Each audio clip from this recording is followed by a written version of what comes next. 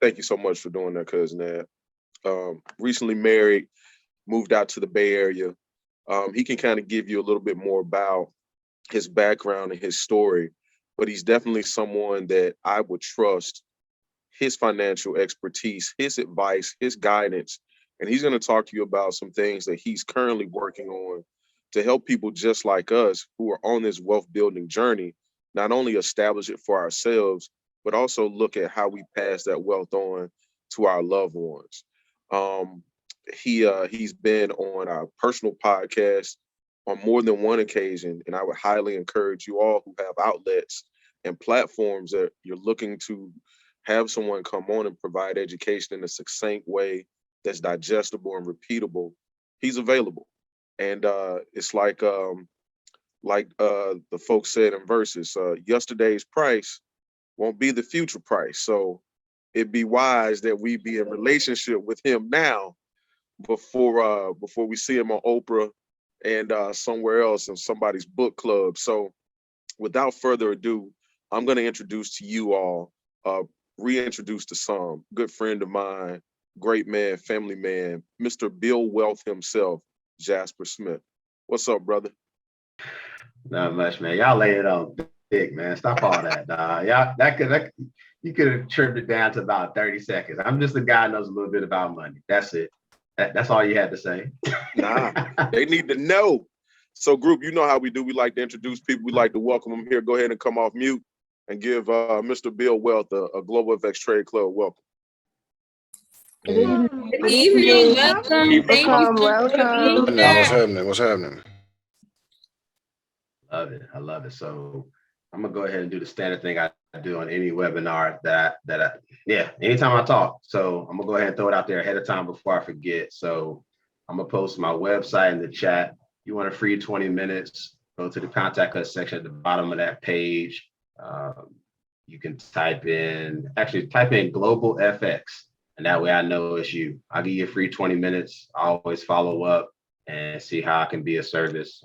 I don't work magic. I'm just really good at strategy and planning and helping you sometimes get out of your way so you can achieve financial peace of mind. So Destrian, thank you for that warm introduction, and excited about this conversation stemming from last night's conversation, because there's so much that we could discuss tonight. There's so many different ways I could take this conversation.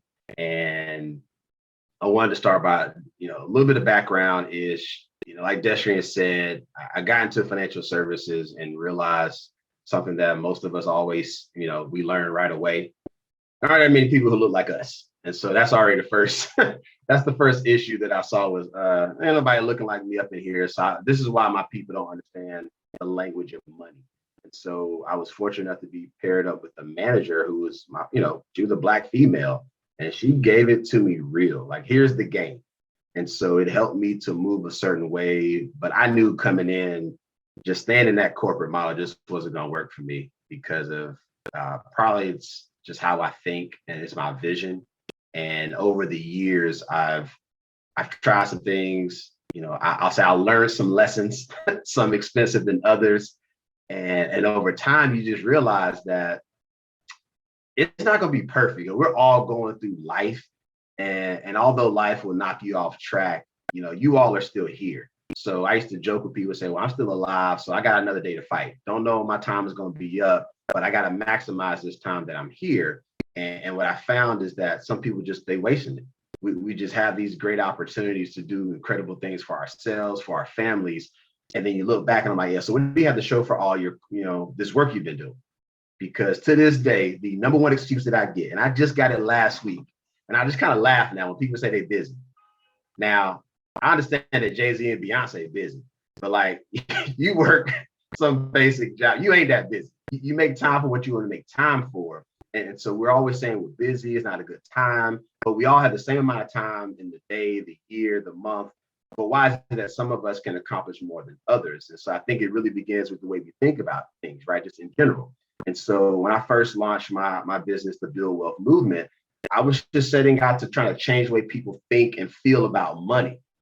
Because I know you think a certain way, which is why you make certain decisions or don't make, or the things you don't even know.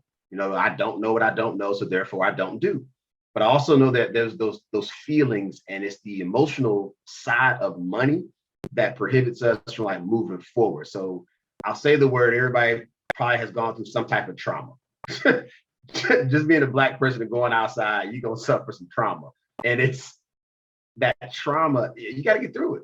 You got to unpack those feelings and emotions. And next to that busy excuse, the other common thread that I hear from everybody, well, my family didn't talk about money. That's why y'all broke.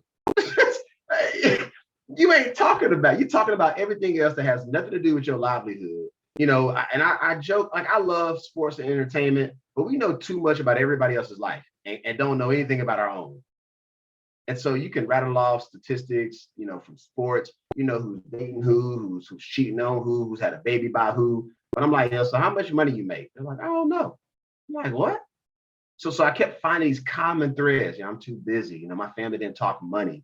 So the first thing I wanted to do to the group tonight was just kind of ask yourself that question. Like, if you're not happy with where you are right now from a financial standpoint in your life, what are you willing to do to change it? And I want you to sleep on that tonight. Like, just think about where are you right now? And here's the fun thing. If you don't know, go get some help. Go get some help. Maybe my 20-minute session with you is all you need for the next 3 months. And if that is all that I can do, so be it. Because we keep trying to figure out what we need to do. And there are experts out there who are ready to help you. So you got to start to, you know, think a little bit differently. We got to unpack these feelings and emotions, and then we can start to move forward. So I don't care where you are today. And I tell this to my clients or prospective clients. I don't care where you are right now. All I care about is where you're trying to go. Because over time, I realized that people get rich and then they lose the money. But wealth is by design. Like, you don't just wake up and get wealthy. Like, somebody had a plan. And I had listened to this podcast many years ago, and his brother said this, and I got to find this so I can actually get it right. But it was essentially, wealthy people know who their great relatives are because they left them something. They left them a business, they left them property, or they left them some assets like security, stocks, you know, something in the market. And so he said, well, you know why Black people don't know who their great people, like relatives are? Because they ain't leave them nothing. Like, think about this, right? When you talk to wealthy people, it's almost like they know this great person who was like alive 100 years ago, because they had that connection, because there was something attached to that person. Like, it was that house, it was that apartment complex, it was that business that's been in the family. But like, for Black people, we leave our family's bills and headache and heartache. It's just so bad. And I laughed when he said it. I was like, he's right. Think about that. Think about your great relatives. How well do you know them? And if you do know them well, is it really like something positive? And most times it's not, because they ain't leave you nothing. And so that resentment is carried down from generation to generation to generation. And so over the years, I revamped my efforts. And so my vision currently is to disrupt generational poverty for everyone, so your kids can live a life of privilege. It's very possible to do that with a plan. And I always lead with the plan, because I'm insurance licensed, securities licensed, but I don't care how you go out here and do this thing. Just make it make sense to the guy who understands money. It's got to make sense to me. You know, I see a lot, I hear a lot, I read a lot, and I'm concerned that despite all the advancements in technology that we have, we're still so far behind.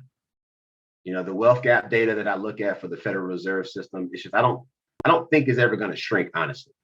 And honestly, I'm not trying to catch white people, just so y'all know. One thing that I try to focus on is the race that I'm running right now. So think about it like a relay race in track, right? Let's do the 4x1. Everybody's got their leg of the race to run. So you are currently in life running your leg of the race.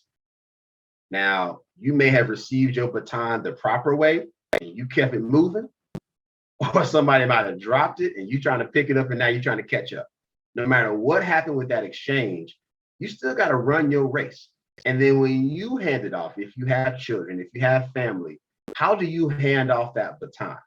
And so if you just focus, I'm gonna focus on running my race to the best of my ability with the time I have on this earth. And when I hand off that baton, I'm gonna hand it off in such a way that when the next person grabs it, whoever that might be, they can pick it up and keep on running. I'm not worried about the person to the left of me or to the right, because that's how you lose a race. Paying attention to what everybody else is doing. Focus on your race. Problem is, we got too many distractions, so we don't know how to just keep our head down and run. We're trying to do what everybody else is doing. We haven't taken the time to think about, what is it that I want to do? Why am I investing in that? Does this even make sense for where I'm at in my life? And so no matter where you are in life, you need a plan. And as life changes, so should your plan. Because it's easy to, get knocked off track and get back on track when you got a plan. If you have no plan and no strategy, you're just going to flail forever, like forever. It's never going to stop. You're always going to feel lost. You will never feel like you're moving forward. Or sometimes you feel like you're working so hard, but you have nothing to show for it. I love the person who says they've been working all these years. I'm like, cool, show me the success. Like, what does it look like? And for a lot of us, it is material items. I'm okay with that to a certain degree. But what are those assets? What are those looking like? What are you worth? I don't care if you drive a fancy car and have a nice house. Show me that balance sheet. Let me see what that net worth looks like. Because I see so many people, house rich, cash poor, got all the lovely things in life, but jacked up credit. Or you trying to get a house, and I'm like, yo, you might want to work on your credit first. Take your time. There's a process to this thing. So the one thing I want to share tonight, and I don't even think I mentioned this last night, cousin Ed and Destrian, but did I mention the money team last night? Did I even mention that during our chat? No. All right, cool. That's the one thing that I wanted to show tonight, and we can open it up for some conversation. I just wanted people to know that I don't do what I do by myself. Like, I'm a financial planner, advisor, coach, concierge, counselor, whatever you want to call it. I'm the money guy. But the money guy realizes that he can't do it all. So I stopped trying to do it all many, many moons ago. I always like using like wealthy people, because they don't spend time trying to become the expert in everything. They stick to what they're good at or what they're passionate about, and then they get everybody else to help them to stay focused on what it is they love to do. And so I'm no different. So I've interviewed wealthy people in my family, mentors. And it's always like, man, you can't do it all. Like, I'll be honest with you, I'm not a trader, but I've been investing for years. It's a little boring by some people's standards, but I'm like, what I'm doing is working. What you doing? So you got to find out what suits you best, and find that person or the group of people that are going to help you to get to that level. So the only thing I was going to share tonight with y'all is I call it, it's the money team, and everybody needs one. So I'm gonna do a quick screen share. See if I can. Hey, Desha, can you give me the privilege to share? I just did. All right, perfect. So let me show y'all this diagram. So this is the only thing I usually send out now for people. They're like, well, how can I help? What can you do? And I'll zoom it big so we can see it pretty good. So I created this because I just want to know who's on your team. I got all these people. Now, this is the one for me specifically because I can't do it all, so I don't claim to do it all. But when you're sick and you got to go to the doctor, people usually understand that, right? I'm gonna go to the doctor to get some advice, get some help. If I got a legal issue, I go to an attorney. It's pretty basic, right? We have an issue, we go to a professional. But with money, we claim to try to figure it out by ourselves, which is I don't know why we feel like we have to do it all. So I talk to people around thinking about analyzing who are the people around you. And we'll start here at the top where, if it's insurance related, and there's a lot of different types of insurance. And if you got something to write with, just jot down, who do you go to if you have an insurance question? Whether it's life insurance, disability, homeowners, renters, you got fancy furs and jewelry. Who do you go to when you have insurance related questions? Health insurance, where do you go? Like, just jot it down. And most people are like, I don't know. I got some benefits through my job. You never talk to your healthcare provider ever in life, but you got protection, right? It's okay to have a conversation and understand your benefits if you have those through an employer. If you're an entrepreneur, well, you're covering this on your own. So just jot down, who are your insurance professionals that you consult with? banking. I'm not a banker. I got a relationship with a lot of different banks, small ones, big ones, credit unions, black ones, like gotta have it. So jot down, think about when I have a banking need, maybe it's just an app. That counts. Some people just don't need a lot of stuff from a banking perspective, but maybe you do have that good banker because you're thinking about getting a loan. So you want to build that relationship with the potential lender. As we go down the list, I don't do real estate. Got plenty of people do. My wife's one of them. Got mentors that do them. So why should I waste my time trying to become an expert in real estate when I got all these people around me who do it? So as you think about your circle, your community, who's the real estate pro in your circle? And why are you not giving them your business if you're trying to do real estate? From whether it's the physical ownership, whether it's doing real estate investment trust, who's your person? Taxes. You don't want problems with the IRS. I think everybody understands that. You might want to have somebody who's legit. And what I'll say around the tax piece is, like any other professional, they're not all created equally. You may have individual tax needs, and that person may be suitable to a certain point in your life. And then you may need to enlist the services of a business tax professional. So as you continue to grow and move, make sure your team is moving with you. So that tax person, critical, because taxes touch everything that we do, every single thing. I highly recommend you have a good tax person on your team. Investments. Who do you go to for investment advice? I'm sure this group may be one of them, right? The global effect. I mean, this could be one piece of that. But who do you consult with when you have investment related questions or concerns? Maybe it's multiple people, maybe it's just one person. Maybe it's one person who wears multiple hats that serves multiple roles on your money team. The attorney. You need a lot of them. That's all I'm gonna say. I got an estate planning attorney, got a business attorney, real estate attorneys. So I'm not an attorney. So I don't need to try to figure out the law, which changes all the time. It's kind of like the tax code, right? It's just so much I got to learn and I still might mess it up. Why not just have somebody who does this all day long? So think about the legal professionals in your circle. You got questions, they are probably looking forward to helping you if you just reached out. And then the last one, which I actually love the most, which is what I usually lead with, is the financial planner. Who's helping you give them that 5,000 foot view? You got all this stuff working, but who's that person like, look, I'm gonna be the quarterback on this. I see you got all these other players on the team. I'm gonna make sure, like, oh, you good? Are they good? Are they in the right position? You sometimes need that person who is not so much on the ground floor, because they can then see the opportunities that might exist within your strategy. And so when people see this diagram, and I can share this, D, I can send this to you maybe if you want to share this with the group, but it is that'd be great. Yeah, it's a diagram that I say, screw what I can sell and do for people. Like, who's on your team? And if Mr. Bill Wealth can serve one of those roles or some limited capacity, so be it. I mean, that's why I do the offer of like giving people that free 20 minutes. I just want to see who takes advantage of it. And I'll be honest with y'all, not many people do it. So I did a talk, and I told y'all last night, like I did a talk with LinkedIn a month ago. And I did the same. I give everybody a free 20 minutes, and only 5 people did it so far. Now 15 said they were interested and went to my website, filled out to contact us. Only 5 people I've met with, and it's almost been a month. And so what that tells me is maybe it's me.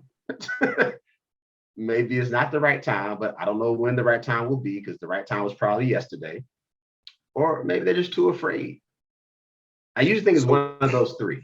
Let me ask you a question on that, Jay, because one of the things we talked about when you and I started having these conversations about where we were going respectively on the financial journey was, you found that even close friends and family were so fearful to just talk through their current financial situation. And I know you talked a little bit about the psychology of that, but why do you, what are the core reasons why you found, and then how do you get people comfortable to get over that? Because I feel like they sometimes think, well, I'm going to be judged or I'm divulging too much information, but how do you make change if you don't share? Yeah, so here's how you get comfortable with it. You face it head on. So where has silence and not dealing with your issues gotten you outside of just like the money space? Like if you got a problem with your significant other, like I always get into it with my wife. I love it, right? Because I love it. But I don't let stuff go. Like, we got to address it, or else this ain't going to be the marriage that I want. So with our money, we just keep waiting. Well, I'm going to wait for the perfect time. No, the time is now. And the time is, ticking for everybody. And part of that, I think it stems from just our history as a people. Like, I know we've been beaten down and we're traumatized from years and years of getting screwed over by everybody. But do you not want a different life, is what I asked with that question, Deshran. It's not you feel embarrassed, that's fine. You're fearful, that's fine. But those feelings don't subside until you address them. And if you're afraid of being judged, by who? You ain't popping like that. Ain't nobody. Who are these people? Like, let's call it what it is, man. Everybody's like, I don't want to be judged. I'm like, who is judging you, first off? And why does their opinion of you matter so much? Tell me that. That's the question I need to answer. Like, what is up with that? I don't want to be judged. Okay, so you want to stay broke. You want your kids to struggle because you don't want to be judged. Okay. Or I have so many advanced degrees that I just feel like I should have known this by now. No, you gotta get past that. Or I take it back. No, you don't. Stay in your situation and keep living a mediocre life. That's the solution. Don't address the problem and let that problem just continue to persist. It doesn't get better. It's like the person, I'll use this example. I don't need to have a heart attack to get my health in order. Like, I don't need to almost die to now want to live a healthy lifestyle. Same with money. I don't need to wait until I earn the big paycheck or I'm drawing, I'm finally making the income I deserve. No, have the plan before you make the income. There's always somebody on any of these sessions who got the promotion, and then you begin to, you suffer from what's called lifestyle inflation. You told yourself all these things you were going to do when you made more money, and now you're doing them. That's what happens, right? So you were making like $2, now you're making 10. No, stay on the $2 lifestyle and stack more. Don't just start spending more because you make $10 versus $2. But we tend to not want to do the planning until something bad happens. Like, you have to have this event in your life that shakes you to the core to wake your ass up. And it should not be that way. That's our problem. We're waiting and we're always being reactive. Always. Why is that? I don't know. I don't have that answer, but I know when I address problems ahead of time, life seems to be a little bit less stressful. You talked a little bit a few minutes ago about the fact that, you and I also talked about trading versus investing. And I think that people need to also understand that. So if you can unpack that a little bit, that would be great. And then in terms of investing, I think that we have, society has kind of tricked us a little bit to think that buying and holding doesn't work anymore. If you were to be investing in the stock market, let's just say you're in the S&P. I think someone come off mute. Okay. If you're in the S&P, what would that look like for a person if they just stayed in the S&P for a 10-year time period? Are you more likely to lose money, or are you more likely to gain money? And then the final piece of the question, for those of us who may be looking to start investing and there's not this windfall, you were just saying you got to start where you are. What are some practical steps to maybe get them started? Yeah, great. So I'm gonna unpack. I'm gonna hit all those. So trading versus investing. Here's what I'll say. I'm all for trying to earn more money, right, by trading. But trading comes with the level, you got to have a level of discipline, meaning I know how long I'm going to play. Like, how long will I be in it? Let's say you're doing it for a day. Am I trading for 2 hours out of the day or 8? You need to know that, because you will waste your time if you're not really focused on having these parameters around trading. And this is where people get into trouble. I've had a lot of clients who are like, oh, I tried day trading, it didn't work. And I was like, tell me about how much time you put into it. And they were like, oh, I did it like 2 hours before my job. I did it a little bit on my lunch break, and then that was it. And I was like, so you're telling me you put in less than 3 hours out of a day and you expect all of this success? Look, trading can be done. People have proven it time and time again. But if you're not going to devote the time to trading, I need you to kind of slide over to the investment side of the world. And when I think of investing, I think of setting up structures or strategies where I'll say it, dollar cost averaging, right? Setting up a system to where you're just putting money into something and you're just going to watch it. Maybe it's not every single day, but you're consistently putting money away into a bucket. It's kind of like a 401k. It's automatically contributed. You get that contribution every 2 weeks before you get that paycheck. That bucket, it's filled automatically. And so as you think about trading, just think about how much time are you willing to devote to this endeavor? Because if you're going to half-ass it, you're going to get half-ass results and you're going to lose. Or you're going to get lucky and think you know what you're doing, and then you're going to lose big. I've seen it all. That's why I don't trade, because I don't pay attention. You got to, look, something's going on in the world right now that can affect something in your portfolio. The world is always, just because you sleep don't mean the world ain't moving. So you got to realize, I had a good friend who's a trader. He's these all-nighters. He could stay up and see what's going on in Japan, in India, in the Middle East. And I was like, what? He's like, man, I got to know what's going on before it hits America. That's how devoted he was to his craft as a trader, because he wanted to stay on top of the world. It ain't just about America. This is a global economy. So if you're going to be a trader, no matter what you're trading, you got to find out how that market works, and you need to go all the way deep. Like, not just surf, like go all the way in, get off the surface and figure out what type of time commitment do I need to make to be a successful trader. So hopefully that answered that part, D. Yeah. With the buying and hold, the S&P, tracks the overall market. 10 years, you probably won. That's all I'll say. People, it goes up and down over the course of time. And so people have this kind of short-term bias of, well, I got in and then it dipped. That was a great time to buy, because it always goes up.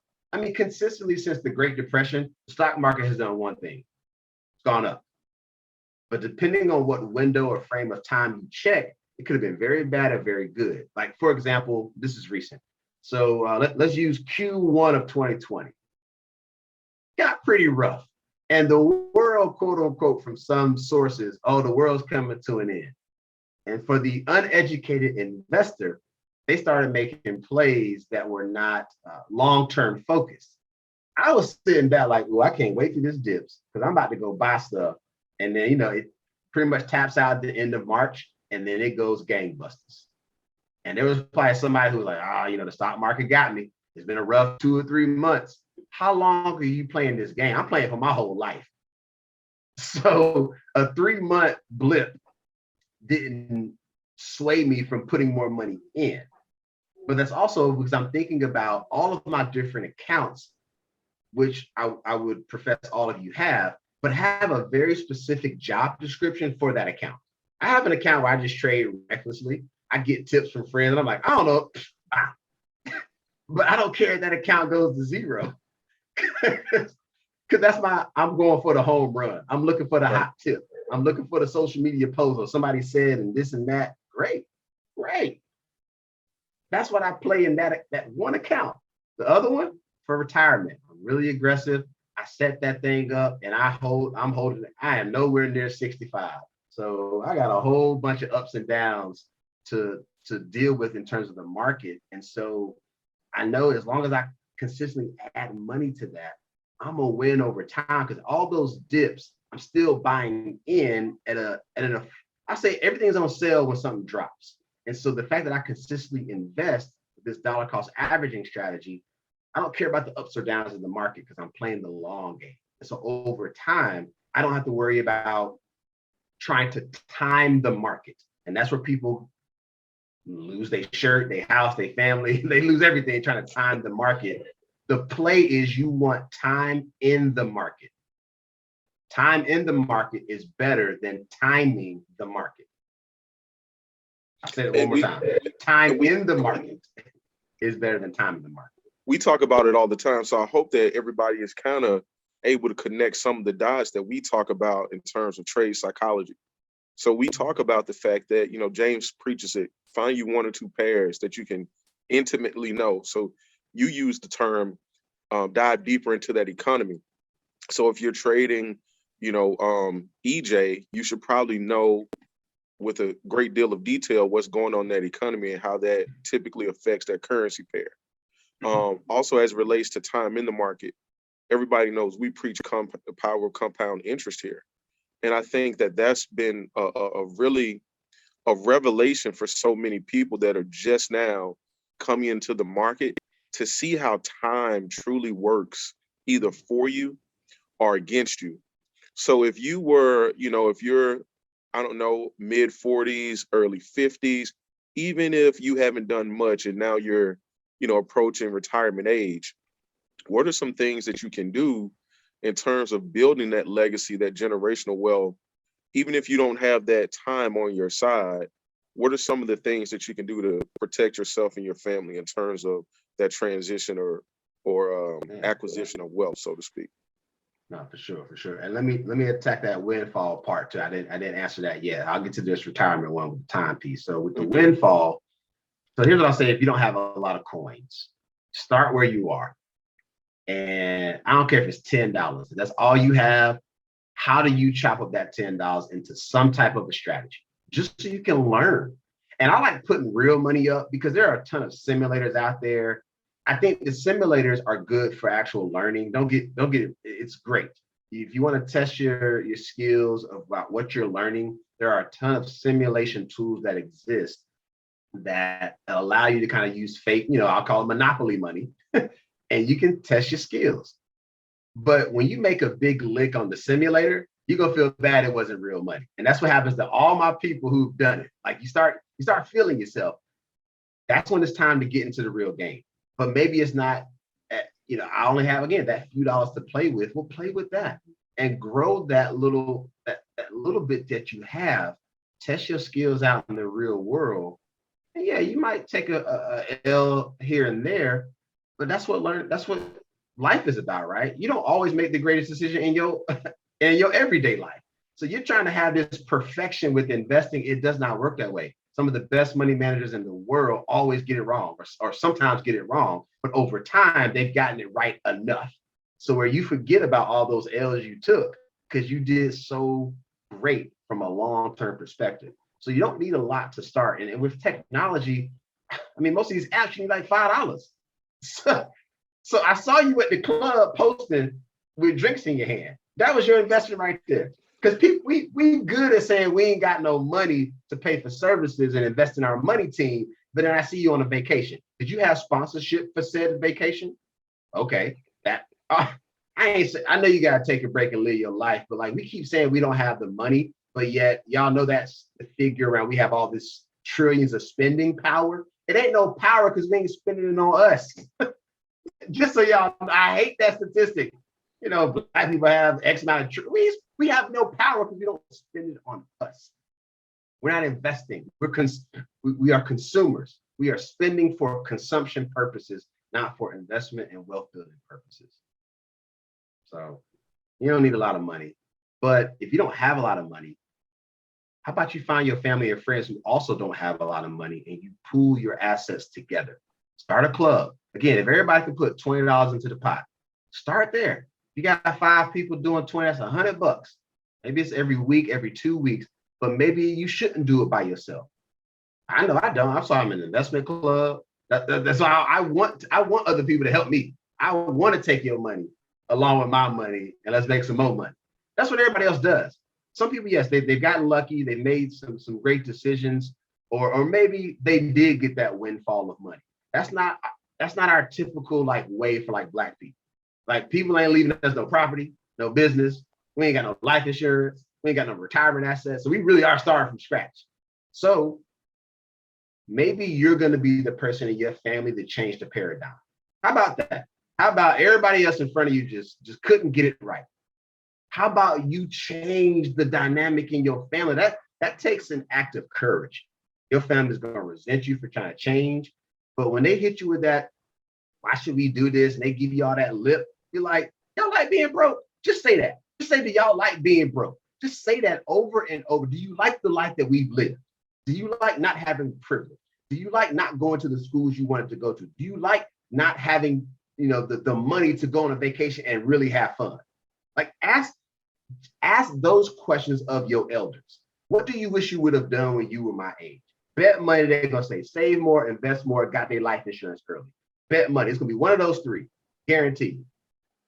They're gonna say enjoy your family, friends, have fun. We know that. But like all of them gonna say, I wish I would have saved more, invested more. Those are the biggest two. You know, get your insurances when you're young and healthy. When you need insurance, it's gonna cost you an arm and a leg. You should have got it years ago. You knew you wanted the family. You knew you wanted assets. Just get it. It's cheap. Excuse me. It's affordable. But we keep waiting. You knew you wanted these things. You kept what? It's your fault. So you also need to be man enough or woman enough to look yourself in the mirror and say, what is it that I have not done? Stop blaming everybody else. Stop blaming your family, your parents, your community, the white man, the government. We know they have some, they've played a role in the position we're in right now in our life. But when's the last time you looked yourself in the mirror and said, what have I done to try to change my future or my kids' future or my family? What have you done? A lot of us can't look ourselves in the mirror. I would say start there if you keep blaming everybody else for your problems. You part of this, just so you know, you're part of that equation. Just everybody who says it's everybody else's fault, I'm like, yo, look in the mirror. What's the common denominator? You still up in there. You're not asking the right questions. You're not separating yourself from people who aren't going where you want to go.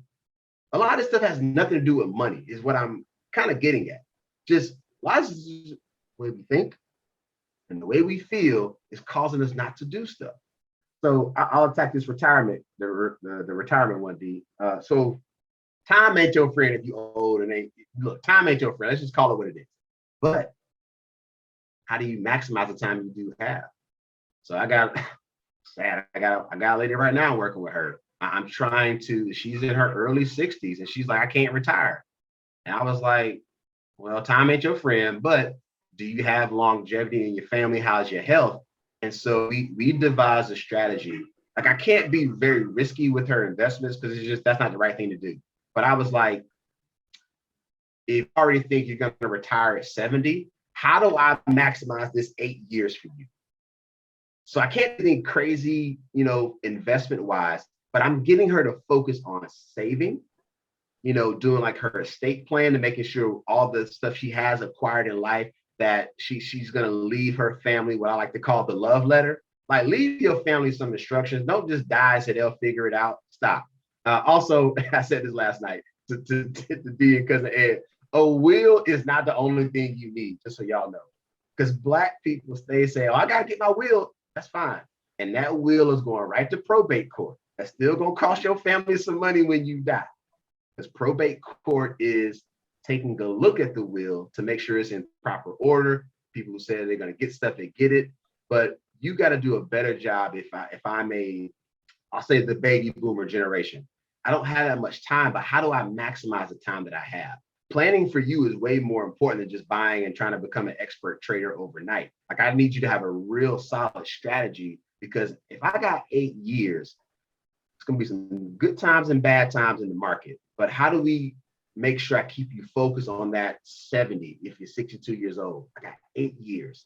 I need to be so focused and locked in. You almost are going to become a whole new person.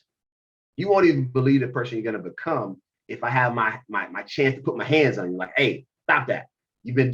No. You got to say no to stuff. You got to shut people down. And for some, they're never going to get it right, you know? And that's what hurts me because I have another young lady who's in her mid-50s, and I've been trying to work with her for about 1.5 years, and it just ain't clicking. And it's unfortunate that, you know, and she went on vacation last week, and I'm like, it makes no sense. You ain't got no money. And I get she lives in New York. It's cold. It's wintertime back east. And so she went to Jamaica for a whole week. And I'm like, did you need to go? You should have like pulled some Jamaican photos up on your camera, on your computer and turn the heat up and put your bathing suit on because you ain't got no money. And I tell her this and she laughs. Cause I'm like, you going right back to cold ass New York and you're going to struggle this whole winter. And I know I'm making light of her situation, but that's some of the people that I deal with. She can't get out of her own way. And I've been trying to help her for 1.5 years. I don't know what she's going to figure. She's 54. Maybe next year, maybe never. So for her, I'm trying to work with her daughter who's 31. yo, your mom ain't doing right. So let's try this next generation. Because she's not going to disrupt generational poverty with her habits that I'm trying to break. I don't know how much time it's going to take when I'm working with the individual. I don't expect everybody to get it overnight, but she's not leading the proper way. Therefore, her daughter has financial concerns and she's 31 with a kid. So I'm like, who is going to break this cycle? Don't y'all understand you have the ability to do it? Like, I don't think we believe. And it's probably because we haven't seen enough examples. And I mean enough examples close to us, not social media. I mean like somebody that you can call, like you can text, like, yo, man, it worked for you? Ha, guess I should do it too, huh? But we don't even share the information when it works. Ain't that crazy? I'm trying to make a lick over here. And would you not want your friends also to be able to afford to go on these lavish trips and vacations and dinners? Like one of my goals in life when I was young was when I go out to eat with my crew, it shouldn't matter who picks up the tab. That's how good it should be. If you know you got that friend who ain't working, why are you inviting them to dinner? Because they're not going to pay. They're going to get bread, water. Let me get some of your food. Like, you sound like you're talking about real life experiences over there. I've been there, man. Yo, when you ain't got it, stay your ass at the house. Like, and I told Dia because I got back from Vegas last night. We went out to eat last night, amongst other things. And so when the bill came out, I was like, yo, what we doing? But it wasn't even an argument. It was like, yo, who wants the rewards points for their credit card? That was the argument. Hey, man, I'm trying to get these points. That was the argument. It wasn't, hey, man, I ain't got it. Oh, that card. No. So the argument is a lot different when everybody can afford to be at the table. And so I care and love my family and friends. And so I made it a point to want to work with my family and friends. If my family or friend is a practitioner, I want to make the investment. And let me say that again. I want to make the investment in that person. Everybody on here probably got a friend who sells insurance, sold insurance, has worked at a bank, does investments, and you have given them none of your business. And they've been trying to help you for years, and you've watched them help complete strangers. Because that's the life I live. I got family who still don't want to talk to me about money. And yet they watch me share testimonies about Mr. Bill Wealth is so great. He's incredible. And I try to help my family for free. Not no more. I go home like, y'all gonna pay. I'm still gonna come to your house and drink your liquor and eat your food, but you're gonna pay me for this service though. But that price going up. Yeah, all right is going up. You should have got me when I was for the low. And y'all still, you just think about your circle of friends who are trying to do something in this arena, and you just keep avoiding him or her. I'm like, yeah, they're trying to help. So it's just a weird dynamic, and I don't know if it'll ever not exist, but I'm an optimist. So I feel like, well, the more people I touch, that's one more person who just might try to do it. I mean, one person on this session might holler at me and we do the 20-minute session. That's success to me. That's one more person I would not have met had I not been here tonight. And for those that joined a little bit late, could you let them know that you dropped the website in the chat and what your offer for Global FX Trade Club was? Yeah. So my website, actually I'll repost it, thebillwealthmovement.com. Go to the contact us section at the bottom. Just fill it out. I'll follow up and I'll give you a free 20 minutes. I don't care what you want to talk about. Like I'm an open book of knowing that, I think I can help you. I don't think I can, or I think you need this person first. You can holler at me later. But I just want to have a good, honest conversation about, what is it that you have not done from a financial planning perspective? That's what I want to know. Like, what are those pain points? Because we got to attack those 2 or 3 things. 2 or 3. Everybody got 10 or 20 things they're dealing with. I need 2 or 3 maximum. And let's focus on those. And let's not wait forever. You've been bullshitting all year long. Excuse my language. It's November. What have you not done this year that you said you were going to do last year? If you haven't gotten it done, let's get it done before Christmas. I know y'all go check out over the next couple of days. That's fine. Go be with your fam, enjoy that. But Friday, my wife told me not to work on Friday because I almost scheduled an appointment. That ain't Thanksgiving. Thanksgiving Thursday. I'm eating and drinking. I'm back at it. She's like, nope, not on Friday. I'll be working on Saturday. That's it. But I'm going to maximize this next 2.5, 3 weeks before I lose people again for Christmas and New Year's. And then you come back in 2022 talking about, Ah, man, I ain't get it done last year. It's your fault you didn't get it done. All you do is pick up the phone. Mr. Bill Wolf gave you free 20 minutes. I'm gonna tell you exactly what you need to do. You tell me what you want to do. I'm gonna say do this, this, and this. Done. If you don't do it, that's on you. Now, let me before we open the line for questions, there's a couple of tools that I know you have for folks. So they may think that, man, what can we possibly get done in 20 minutes? But I want to say that I can remember the 15-minute financial plan. You better stop. So, all right. So, yeah. So let's say you just have no clue what you're trying to do. I have this activity that it is rapid fire, and it's called the 15-minute plan, just so you can understand like how important planning is, like for what I do. But like, I want you to see it. I want you to feel it. I want you to live it. And so if in that outreach to me, you want to go through the 15-minute plan, let's do that. And maybe that's the time we spend together, because you need, I'll say, something to kind of shake you up a little bit, right? I have to break you down to build you up. That happens with your muscles, right? They break down to build up and become stronger. So if you can come to that session, if it's not the 15-minute plan, then let's just have an honest conversation. And I want you to be like transparent. Like, look, man, the world is judging you. You shouldn't care what I think about you. You just shouldn't care. You should not care what Jasper thinks about you. All I care about is, where is it we trying to go? Where are you trying to go? That's all I want to know. And there are a few things that I know that you have to help people do that. I know that you're launching.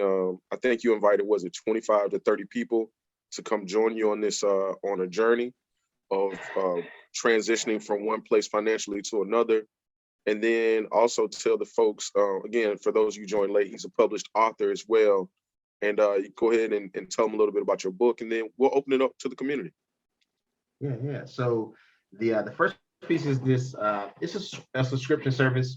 I've been toiling around this idea of people don't want to pay all this money to do like a real financial plan. And so I'm trying to show them that if you just give me 12 months and we're going to take our time, but I'm going to give you enough to, you won't feel rushed. Because I think a year, it goes by very quickly.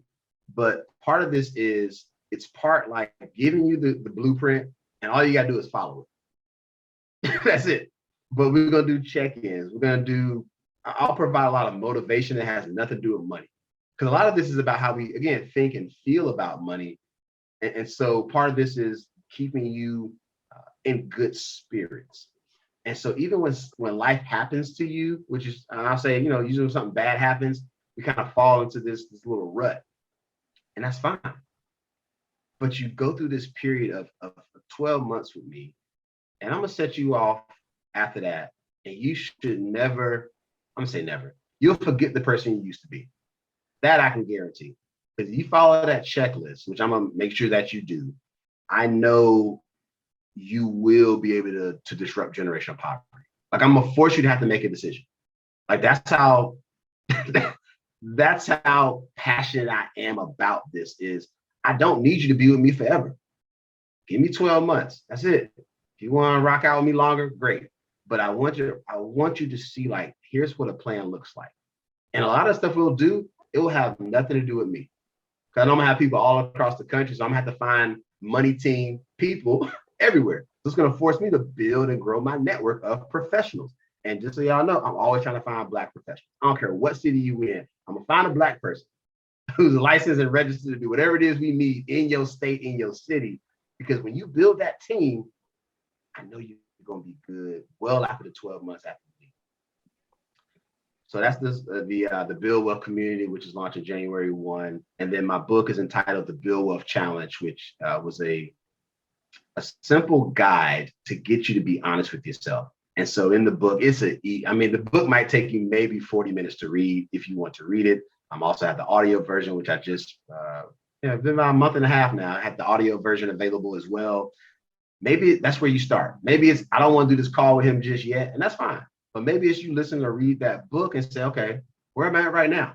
And so I'll walk you through just some of the foundational pieces of what a financial plan encompasses. Maybe you start there. Maybe you read that book and something clicks and you go off and start doing everything. If that's the only role that I play on this journey, with you, so be it. I'm playing my position. When people say no, I'm just like, well, I get it. Maybe you're gonna find a better resource. Maybe our personalities don't mesh up. But if I hit you up in 6 months and you've done nothing, I don't think I'm the problem. And that's what I love when people say, I'm gonna holler at you later, and then you never holler back. I get ghosted so much. I'm just used to people saying no and rescheduling. And then all I do is I leave myself a reminder for 3, 6 months, or even a year. And I just say, hey, just checking in, how's it going? I don't ask for nothing but like a status update on your life. And when you don't respond, you've told me everything I need to know about you. You ain't do nothing. Because when you have a good report, I'll give you an example. At one point, I put on a few pounds. It wasn't crazy, but when I lost the weight, I was telling everybody, man, I dropped 10 pounds in like 2 months. I was on it. You tell everybody when it's good news. So when people ghost me, I'm like, yep, they ain't do it. You ain't gotta hit me back. I know by you not responding, I got my answer. So I encourage you to use me as a resource, whether it's the book, whether it's going through the complimentary consultation, whatever I can do to help guide you on this journey to financial to mind, I'm here for you. So you can't say that nobody who looked like me was willing to help. Man, I appreciate it. I really appreciate it. And before I have any comments or open the floor to some of the other leaders, I would definitely want to come to the community. If you're out there and you have a question, please, you can raise your hand, be acknowledged in the chat, or you can come off mute. But definitely take this time to get your questions answered. I have something to say. Hi, this is Lot. How you doing? Listen, listen, brother.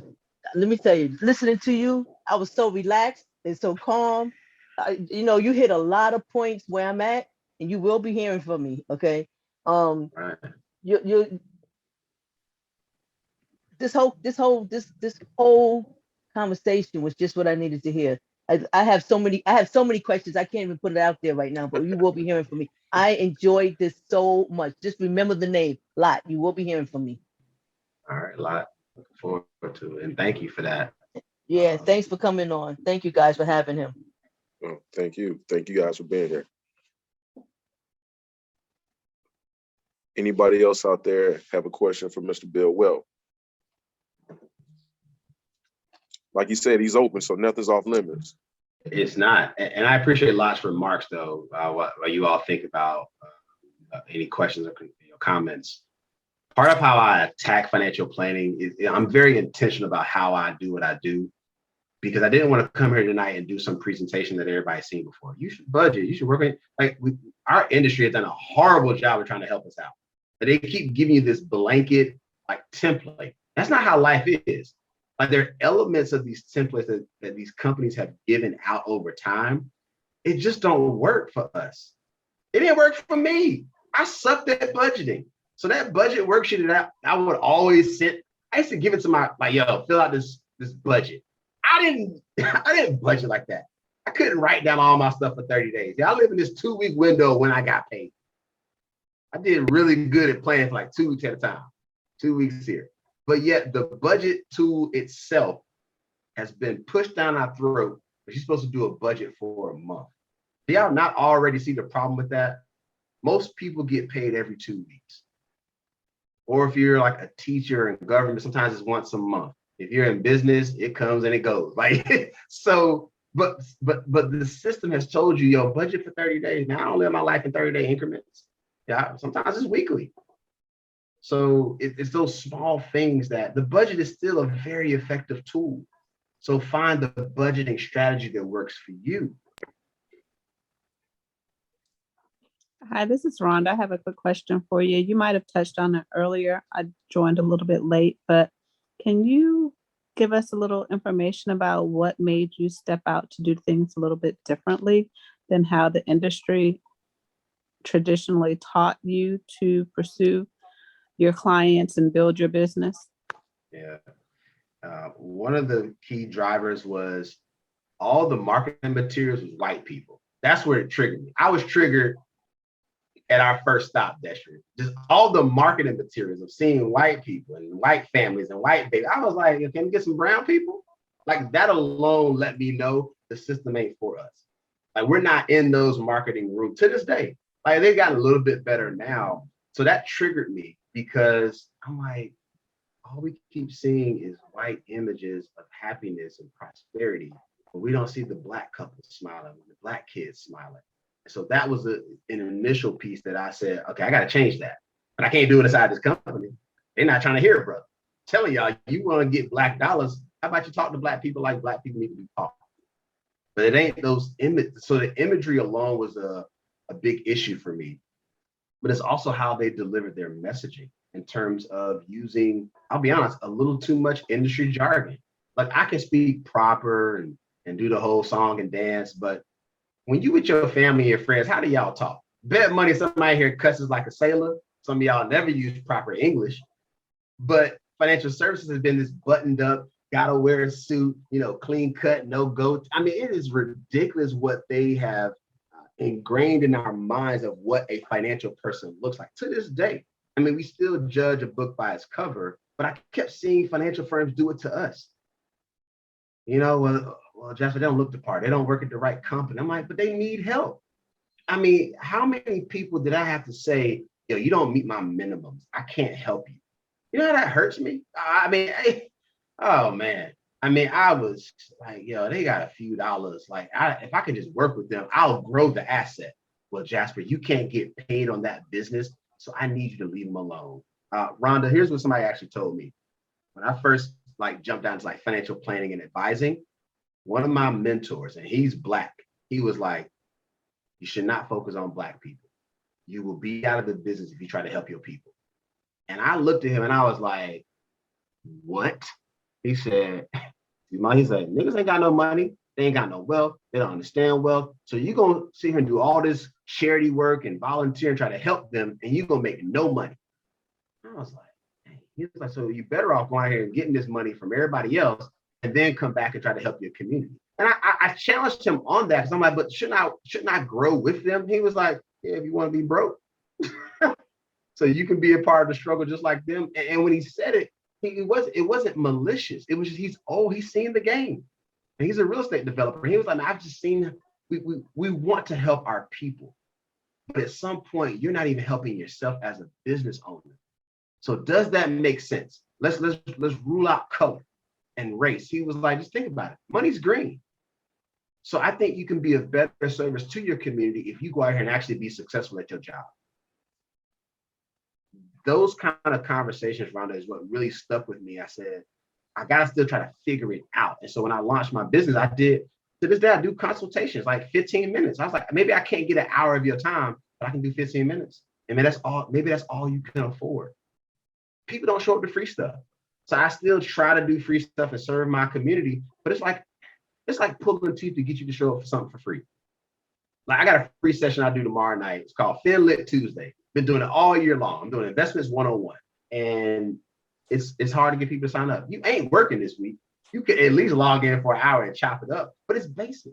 And people find a reason to not attend the free stuff. But then if I charge you, you're like, man, I can't afford it. What am I supposed to do? You can't afford it, but you don't show up to the free stuff. I don't think I'm the problem, but I keep trying to help find solutions that maybe I'll help this person because they're at this part of their life. Maybe it's a person who can't afford so much, but I can still do some preliminary. That's what the book came about. It's $12, $12.99. That's a great investment. That book is worth millions, but it's a one-time investment of $12.99, and people probably still won't even buy it. Now I'm gonna figure it out, and the cheat codes was right in there, and you wasted, I don't know, all this time trying to figure it out on your own. And so it's a tough thing for me to see what we need, try to offer the solution, and still people don't accept it. And so as an entrepreneur, you keep trying to figure it out and get creative. That's why I'm here tonight. I put out an ask. I said, I need to speak on 5 things before Christmas. I got 3 of them locked in within 48 hours just because I put out a simple ask. Nothing fancy, just I need to speak on 5 platforms before Christmas. I got 3 of them booked. This is one. So I think that all of these experiences of being inside and knowing they're not trying to help us, just so y'all know. They're not trying to help. And I still ask people when you say, oh, I got an account in this company, I'm like, who's your relationship with? Because you have no financial planner, no investment person. Sometimes you are just a number. But when you call that 800 or 888 number, you'll get a person who's licensed to help you. But did they really understand your entire situation? Absolutely not. But I'm just a little different. So I keep trying to show people you got options. Thank you. I appreciate you deciding to step out and help us. Absolutely. Looks like I saw Stacy Fowler come off. I did, but I was waiting because I thought Rhonda was still talking. You done? No, Rhonda? you're good at all. I'm done. Thank you. Okay. Ed, how you know I'm done? Uh-oh. Wait a minute. I Put ain't it that getting away. in between family. I'm just hey. So, Mr. Jasper, so I have a question for you. As a financial planner, do you have like a set fee, or do you have an hourly rate, or do you have a package? How does that work? Yeah, I got all of the above. and I have to say it that way because, unfortunately, I'm not pushing a product. So I can't say it's one set price because everybody's situation is so different. True. And honestly, for the person who's like, and I'm on I'll say more of a slimmer budget, maybe it's just like a phone call with me. A simple, I need to talk to you every couple of weeks or every other month. And so some people like that. They have somebody they can bounce ideas off on, but they'll go do things on their own. So, yeah, so it's really, that's okay. We can get into more detail about it. I've already signed up. I already bought your book. We gonna talk. Sweet. Just that simple. Yeah. And what I'll do, right? Well, shout out. And look, I love this because Destiny, I'll send you the money team diagram, the Build Wealth Movement client menu. And I'm also a financial planner with a large firm with credentials. So like I can help you no matter where you fall on that continuum in terms of price points. And so one of the offerings on the Build Wealth Movement menu that you all will see is I like doing family sessions. And I'm doing one on Sunday. So I was helping this sister out and she was like, my family need to hear this talk. And I was like, y'all make a small investment, divide the cost. I'll come through. And all I said was, y'all better have some food depending on what time of day it is. And here's why I say I got to eat and have maybe an adult beverage or two. You get real when you relax. And these group sessions that I was doing, this was probably prior to the pandemic. Somebody would just say, well, somebody's going to host the session at their house. And so it was a mother who she wanted her daughters to meet me and her sister. And so I went to their house on a weekend. We spent, I was just trying to say, I spent 4 hours at their house. But it was the first time their family sat down and talked money. And we talked about everything. It was the first time. This mom was like late 50s. And she was like, I just want my daughters to hear this and understand that they got to do more.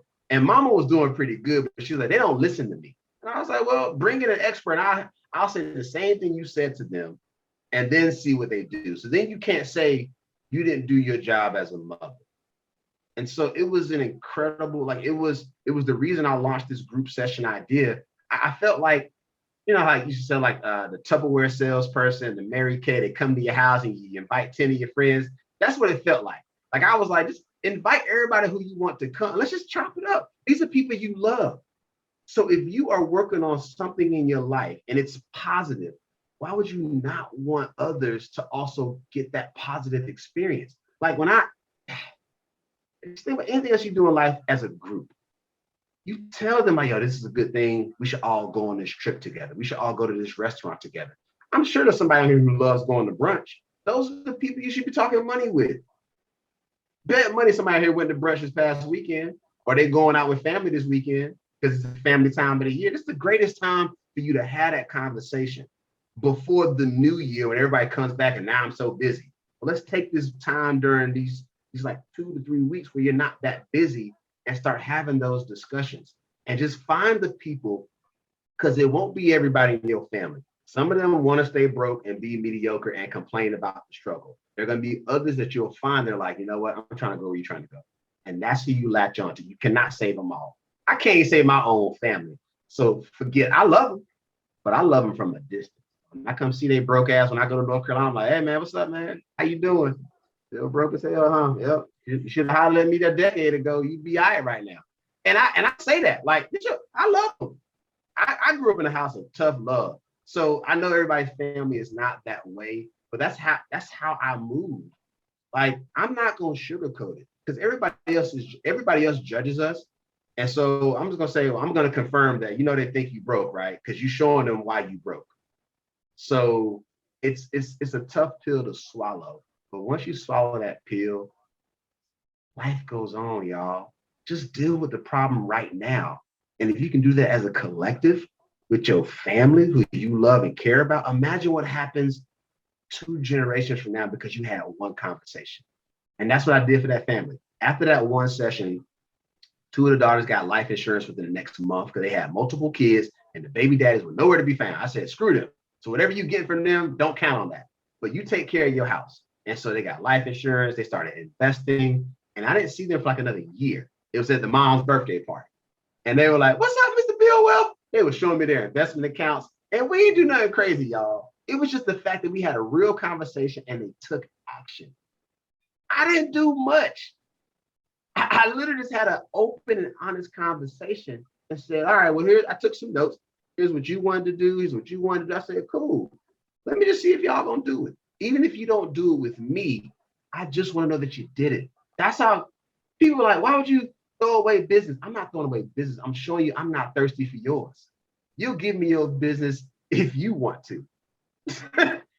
You got options. So you're going to shop and you're going to look at pricing as you should, because I do the same thing. But if you're not making progress, after you told me something you want to accomplish, now you definitely should make that investment in me. And let me coach you a little bit harder, a little bit tougher so we can get those results. Appreciate it. We'll take a few more questions. I think I saw a couple of other people come off mute. Okay. This is Dedra. And thank you for joining us, Mr. Smith. And just wanted to know what type of investments do you do like annuities, money markets? What type of investments do you suggest? Or I know it's individual, but yeah. Yeah, for sure. No, that's a good question. So I do it all actually. So I prefer, so annuities have their place if you're thinking about income. Not a huge fan. Annuities get a bad reputation. They are appropriate for the person who doesn't have a pension plan, which is most people. So if you're at the proper age, an annuity might make sense for you in your situation. If not, I'm more of a fan of, I'll call my investment advisory business is, I like doing fee-based kind of like financial planning, but also investment advisory work. And the reason, Deidre, is because transactions make me look like, I'm not gonna say, the transactional person, it's tough because I could get my money and then you totally just lose. And so then I've done a lot of that in the past. It just became too much for me to know that I made all this money off a transaction and then I can't control the stock market, so things dipped. So you're in a worse off situation, and I still was fine because I got paid and I did, something else. And so I'm big on, I'm not as transactional as I used to be. And so for people who want to do more like kind of hands-on buying and selling and trading, I'm usually not the guy. Like I'm more so, let's talk about the long-term strategy. Let's get into some managed platforms where I have some, some pretty reputable money managers who help me, where I can say, all right, I like this company. I like this manager here. There's a fee involved. And so the fee means if your account goes up, everybody's happy. Like that fee is based on the account balance, not so much the transactions that occur. And so I've shifted more to that type of a model because as you earn money, you're happy you earn. My small fee still has grown, so I'm happy. Firms are happy, right? And then the exact opposite is true where if it's a down market, well, my fee is the same, but it's off of a smaller account balance. So you mad you lost money, I'm mad I lost money. So now I got to do my job as an advisor. Say, look, I think we should like sit tight. I think we should make some adjustments. It might be a short-term blip so we can have that conversation ongoing. And I'm not so quick to say, you should buy this today. You should buy that tomorrow. Let's buy this in 2 weeks. So I kind of take some of that, I'll say, time that I don't want to spend trying to be the guy trying to pick the right time. I'm more so about the strategy and understanding, depending on what the person needs, here are a few items we might want to consider. Okay, thank you. And I went on Audible and got your book. So thank you. Thank you. I appreciate you. Hi, my name is Sharona. That's what I was just about to ask. I logged in kind of late, but I want to order the book. That's on Audible. And what's the name of it again? I'm sorry. The Bill Wealth Challenge. If you click the link to my website in the chat, it'll take you to my website, and the book link is right on my webpage. Okay, thank you. Yeah, and thank you all too for the support. And what I would say is, after you read it, if you would be so kind to leave a review. I'm trying to get my reviews up. And just it doesn't have to be long. Just like I learned one thing from reading this book. It's like any other book. Take what you need, apply it. Sometimes it's too much to unpack, because you got to ask yourself the question. I've taken the challenge. I didn't like my responses, so I figured out I might want to address those issues. So it's a quick read. It's just how I look at financial planning. It doesn't have to be that complicated. And so I try to break it down in a way that, anybody could pick it up. Like, I get it. That's part of the game. It's not the whole game, but it's a strong foundation is what it'll do for you. It's a strong foundation. If you never call me again, you read that book, you're like, all right, I got a few things I can work on. Maybe I call him next month or 6 months and tell him how it goes. But for anybody who is gracious enough to support the Bill Wealth Challenge, I thank you in advance for making the purchase. But then, also leave a review so people can see, like, what did you get from it? Because everybody's going to get something different, every single person. But that's my only ask for folks who do decide to support me. So thank you again, though. I'll tell you what I found super dope about the book is that for folks that may not be as well versed in financial services or what have you, it gives them the ability to have a more in-depth conversation. It gives you the ability to ask the right questions. So whether you're talking to Jasper, whether you're talking to me, whether you're bringing that information back to your savings club or whomever it is, you actually have a guide to help lead a conversation or a discussion around things that might be relevant. And you'll be surprised what other people's opinions might look like around the same things. So that lens, it really opens your eyes to this wide net. So appreciate all the questions. We'll take one more question if there's another one out there, and then I will open the floor for remarks from the leaders. Anybody else have any burning questions?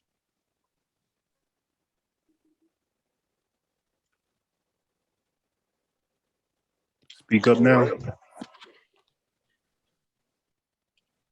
All right. So what I'll do, Cuz Ned, I'll give it back to you to you can provide your final remarks, and then if James and Dunny would like to come on and address Mr. Bill Wealth and or the community, always want to extend that to them as well. Definitely. Hey, different cousin Ed. Sure. Yes, ma'am. The link that's in the chat, one of them is broken, so I'm wondering if we can get the correct link. The live link. Okay. Yep. I'll Thank you. repost it now. I've also Thank posted in you. the group. It's in the main group. Try that one. All right. So while everybody's looking at that link, please make sure you go in there and fill out his form. Make sure you click on contact us. It's free. He's giving a complimentary 20-minute session. The book, $12.99. I mean, we go out and spend money on, somebody got that purple bag in their house right now, a little small purple bag, which is more than $12. So don't forget, fam, to reference GFXTC when you are filling out your contact link, so he'll know that you're coming by way of us. Definitely. It's just funny. We had this conversation last night, and just speaking to you again and hearing you speak now, it just sparks all these things that we talked about yesterday, and there's things that the community itself has been talking about for some time. And one thing I wanted to ask you, and I know you made it plain and clear. How did you get to the point of saying I have to step away and not try to help everybody, or get past that point? Because that's one thing that I find myself, trying to share the information, but in our own community, it seems that most people don't want to do it now. I got stressed out, man. Okay, right here. I sat around. Right. So it stressed me to the point where I had to reevaluate how I was presenting myself. And partly it was from my father, who I had a moment where I've done so much volunteer work. And my dad's he's a retired entrepreneur. So he's a straight with no chaser kind of guy. So he called me, he was like, "How's it going?" I was like, "Man, it's just tough. I'm trying to help." I'm just like complaining, right? Complaining about life, right? He's like, "So what do you want to do?" And it's kind of, he gets me to open up my mind. He's like, "What do you want to do? These people that you've helped, did you really help them?" And I was like, "I don't know." He was like, "I'm gonna give you the answer. You didn't. That 1 hour session you did not change anybody's life."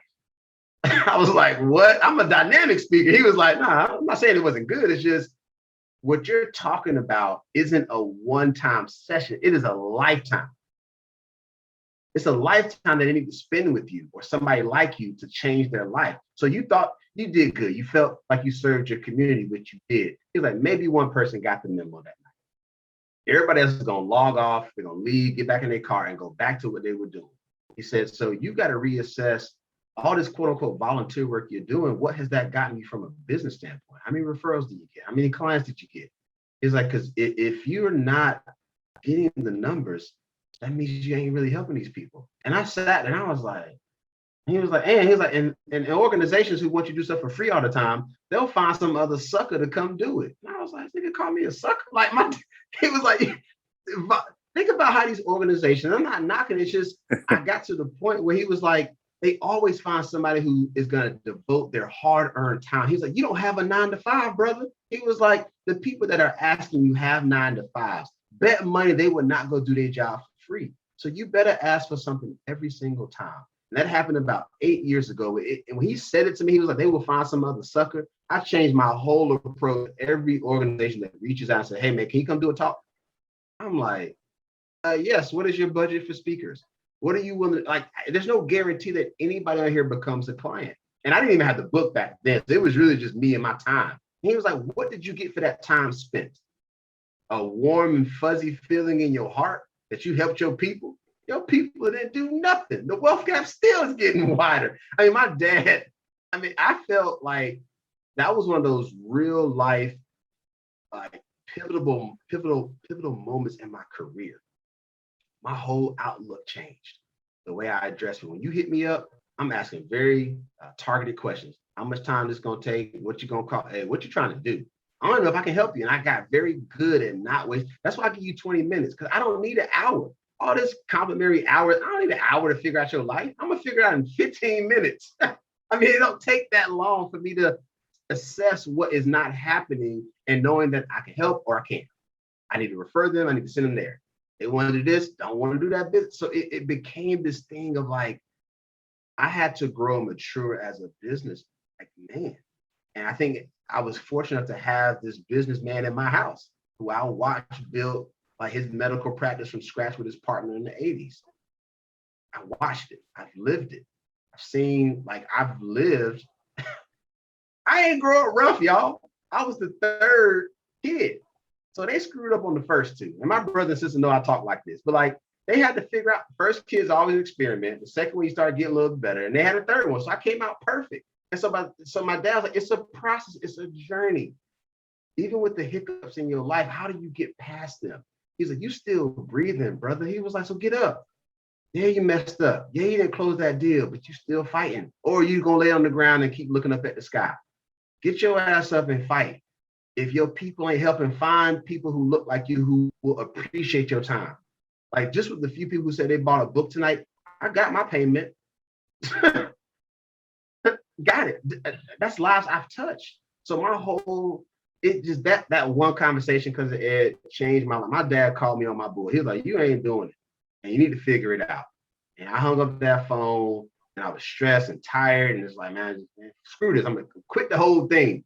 He's like, nah, you really ain't no man if you quit. And I was like, this nigga, he is calling me.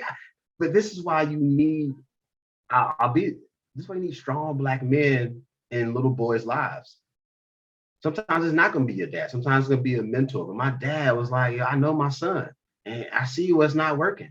So let me jump in and give him some real advice about being in the business world. You want to go down this road, you're going to have some long days. And I think it got to that point where it boiled over. And I said, let me take this pot off the stove and reassess and lick my wounds and figure out what I got to do to move forward. So, my pops to this day, he gave me some sage advice during that. It was a 10-minute conversation. He checked me real quick. I was like, figure it out. He hung up the phone. I said, cold-blooded. But Great. Definitely want to say we appreciate you. I want to open the floor to our leaders, Donnie Somerville and James Vassar. Please, if you have an opportunity to come off mute and address Mr. Bill Wealth or the community.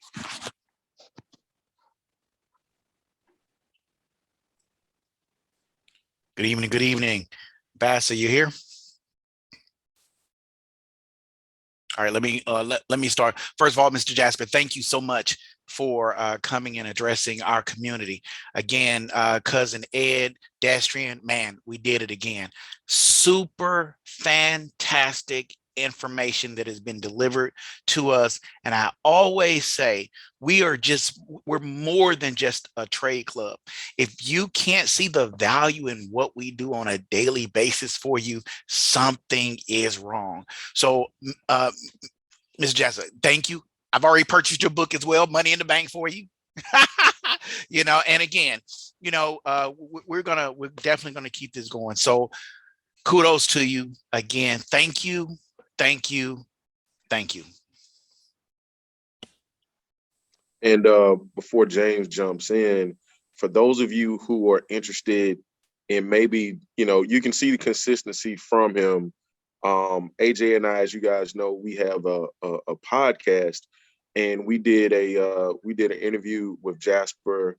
Man, this had to be maybe 8-9 months ago at this point. So if you want to know a little bit more about his upbringing, his story, how he decided and why he decided to break out and go out on his own a little bit more in depth, there's about an hour and a half conversation that I just dropped in the chat where you can get to know him a little bit more intimately. But with that, I think James might be out there. So Mr. Vassar, if you had any comments.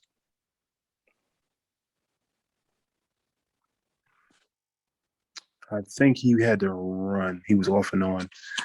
Not a problem. Definitely. Not a problem. Family. You close us out. Definitely family. I would just say, Cousin Ed, if Jasper, if you had any closing remarks or final words, you can give those, and then Cousin Ed can take us home. I appreciate everybody hanging in there with us tonight. I personally think it was time very well spent. I appreciate you always being willing to give up your time. And just so you guys know, y'all, I didn't have to ask him more than once. I simply just shot him a message and I said, it's time. And he said, what you mean? Let's do this. So he's always been gracious with his time. He's always been gracious with sharing information. And like he said, there's no reason not to share good information with folks. And I appreciate you being a part of I call it my power circle, my sphere of influence, the personal board of directors that we need. And he'll call and check in with me and ask me, how much progress have you made on whatever it is that he knows that I'm working on? So I appreciate that accountability. But again, if you have any closing remarks for the group, man, I wanted to give you the opportunity to do so. Yeah, I'll be very brief. And shout out to this whole effort. Like, it's only 7. Like, I'm on the West Coast, so like I appreciate the fact that people stay up late. And what it does, it actually gives me hope. Like, even if you haven't been tuned in the entire time, the fact that you're here has already told me a lot about your character, because we all got choices on what we decide to do with our time. And I always tell myself that the people who are supposed to be here show up, even on a late Monday night. Like there's no excuses, right? You just show up when it's something that you want. And so I see that happening in other parts of our lives. It just doesn't happen so much with the financial component, which is why I'm just so appreciative of this entire group, Destrin, because literally you responded, you were like, "What's up?" I was like, "Monday." You were like, "Let me check." Done. I mean, it happened in less than a week. So things can happen like right away. It doesn't have to be delayed when you got the right people, when the energy is right, right? So I leave people with this tagline because it's how I kind of operate now, because no matter what you're doing with your respective life, I know that all things are possible when you are focused. And so I have this, the merch is going to drop at some point, but I leave people with this, and I'll wrap it up. Work hard until expensive becomes cheap. I'll say it one more time. Work hard until expensive becomes cheap. I'll throw it back to you, gentlemen. Take us home, cousin Ed. Hey, that right there alone, I mean, listen, we thank you. I know already anybody that Destrin knows is legit, but you put your rubber stamp on it. You knocked it out the park. The conversation last night was great alone, but tonight just even made it even better. And hopefully that the community had a chance to see who you really are. You're organic. It comes from the heart, and what you're doing is from the heart, and you have the knowledge behind it. So people from the community, please open up your mics. Thank them once again for coming. We thank you. We thank you. We thank you. We hope to have you back. We always ask this question: will you come back? Absolutely.